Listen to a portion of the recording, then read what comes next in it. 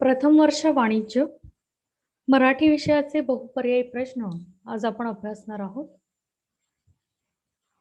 प्रथम वर्ष वाणिज्य मराठी विषयातील पेपरचे नाव आहे भाषा आणि कौशल्य विकास. या विषयाचे आज आपण बहुपर्यायी प्रश्न अभ्यासणार आहोत. प्रश्न क्रमांक 1. नोकरीसाठी करावयाचा अर्ज टिंबटिंब स्वरूपाचा असतो.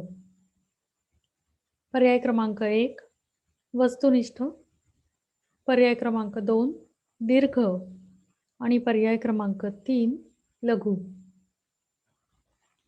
आणि या प्रश्नाचं अचूक उत्तर आहे पर्याय क्रमांक 1 वस्तुनिष्ठ. नोकरीसाठी करावयाचा अर्ज वस्तुनिष्ठ स्वरूपाचा असतो. प्रश्न क्रमांक 2. अर्जासोबत सहपत्रे जोडलेली असल्यास त्यांचा निर्देश अर्जाच्या कागदावरील टिंबटिंब बाजूस समासात करावा. पहिला पर्याय आहे उजव्या बाजूस, दुसरा पर्याय आहे डाव्या बाजूस, तिसरा पर्याय आहे दोन्ही बाजूस. आणि या प्रश्नाचं अचूक उत्तर आहे पर्याय क्रमांक 2 डाव्या बाजूस. अर्जासोबत सहपत्रे जोडलेली असल्यास त्यांचा निर्देश अर्जाच्या कागदावरील डाव्या बाजूस समासात करावा. प्रश्न क्रमांक 3. अर्जातील लेखनातून आपला टिंबटिंब प्रकट व्हावा. पर्याय क्रमांक 1 अभिमान, पर्याय क्रमांक 2 आत्मसन्मान, पर्याय क्रमांक 3 आत्मविश्वास. आणि या प्रश्नाचं अचूक उत्तर आहे पर्याय क्रमांक 3 आत्मविश्वास. अर्जातील लेखनातून आपला आत्मविश्वास प्रकट व्हावा. प्रश्न क्रमांक 4. संस्थेच्या वार्षिक सर्वसाधारण सभेपुढे संस्थेच्या कार्याचा टिंबटिंब सादर करण्यासाठी इतिवृत्त लिहिली जातात. पर्याय क्रमांक 1 अहवाल, पर्याय क्रमांक 2 आढावा, पर्याय क्रमांक 3 मूल्यांकन. आणि या प्रश्नाचं बरोबर उत्तर आहे आढावा. संस्थेच्या वार्षिक सर्वसाधारण सभेपुढे संस्थेच्या कार्याचा आढावा सादर करण्यासाठी इतिवृत्त लिहिली जातात. प्रश्न क्रमांक 5. घोषणापत्रकापेक्षा कोणते नाव अधिक रूढ आहे? पहिला पर्याय आहे जाहीर निवेदन, दुसरा पर्याय आहे निविदा आणि तिसरा पर्याय आहे माहिती पत्रक. आणि या प्रश्नाचं बरोबर उत्तर आहे पर्याय क्रमांक 1 जाहीर निवेदन.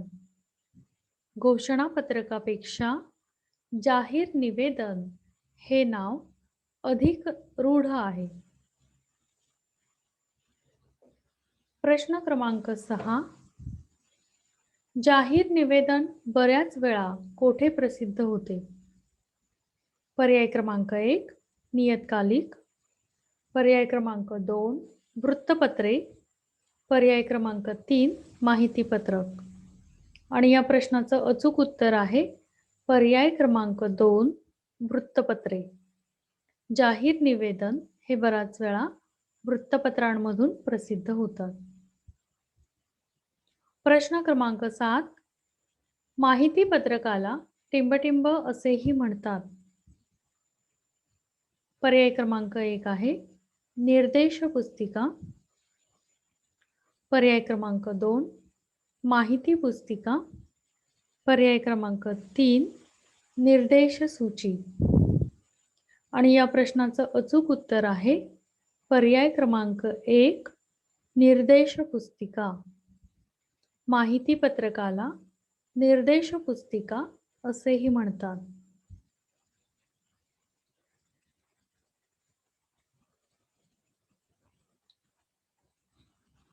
प्रश्न क्रमांक 8. उत्पादित वस्तू खरेदी करण्यापूर्वी तिचे माहितीपत्रक द्या अशी मागणी कोण करतात? पर्याय क्रमांक 1 आहे विक्रेते. पर्याय क्रमांक 2 जाणते ग्राहक. पर्याय क्रमांक 3 व्यापारी. आणि या प्रश्नाचं अचूक उत्तर आहे पर्याय क्रमांक 2 जाणते ग्राहक. उत्पादित वस्तू खरेदी करण्यापूर्वी तिचे माहितीपत्रक द्या अशी मागणी जाणते ग्राहक करतात. प्रश्न क्रमांक 9 उत्पादनाची परिपूर्ण माहिती संक्षिप्त स्वरूपात आणि वेधक शैलीत लिहिण्याला टिंबटिंब विशेष महत्त्व आहे. पहिला पर्याय आहे वर्तमानपत्रात. दुसरा पर्याय आहे निविदेमध्ये आणि तिसरा पर्याय आहे माहितीपत्रकात. आणि या प्रश्नाचं बरोबर उत्तर आहे पर्याय क्रमांक 3 माहितीपत्रकात. उत्पादनाची परिपूर्ण माहिती संक्षिप्त स्वरूपात आणि वेधक शैलीत लिहिण्याला माहितीपत्रकात विशेष महत्त्व आहे. प्रश्न क्रमांक 10 टिंबटिंब हा जाहिरात 75% यशस्वी करतो. पर्याय क्रमांक 1 आकर्षक मथळा. पर्याय क्रमांक 2 तपशील. पर्याय क्रमांक 3 टाईप. आणि या प्रश्नाचं उत्तर आकर्षक मथळा असे आहे. आकर्षक मथळा हा जाहिरात 75% यशस्वी करतो.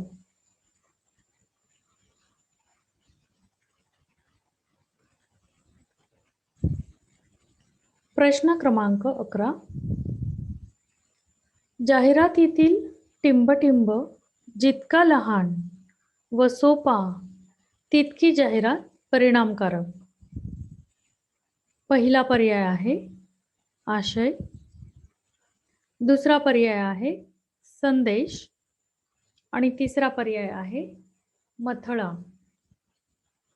आणि या प्रश्नाचं अचूक उत्तर आहे पर्याय क्रमांक 2 संदेश. जाहिरातीतील संदेश जितका लहान व सोपा तितकी जाहिरात परिणामकारक.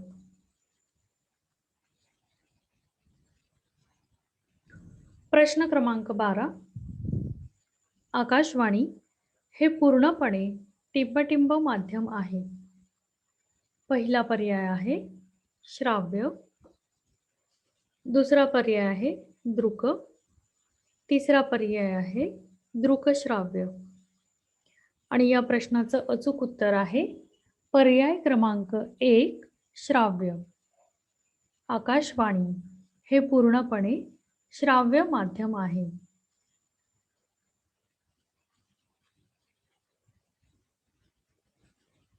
प्रश्न क्रमांक 13 आकाशवाणीप्रमाणेच टिंबटिंब जाहिरातीच्या प्रसारणाला अत्यंत थोडा वेळ मिळतो. पर्याय क्रमांक 1 आहे चित्रवाणीवरील. पर्याय क्रमांक 2 आहे वृत्तपत्रातील. पर्याय क्रमांक 3 आहे नियतकालिकातील. आणि या प्रश्नाचं अचूक उत्तर आहे पर्याय क्रमांक 1 चित्रवाणीवरील. आकाशवाणीप्रमाणे चित्रवाणीवरील जाहिरातीच्या प्रसारणाला अत्यंत थोडा वेळ मिळतो.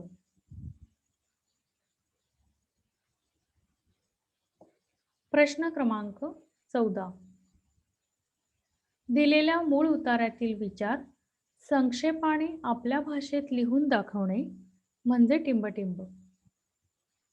पहिला पर्याय आहे सारांश लेखन. दुसरा पर्याय आहे रसग्रहण. तिसरा पर्याय आहे सारग्रहण. आणि या प्रश्नाचं अचूक उत्तर आहे पर्याय क्रमांक 1 सारांश लेखन. दिलेल्या मूळ उतार्यातील विचार संक्षेपाने आपल्या भाषेत लिहून दाखवणे म्हणजे सारांश लेखन होय. प्रश्न क्रमांक 15. सारांश लेखनामागे कोणता हेतू असतो?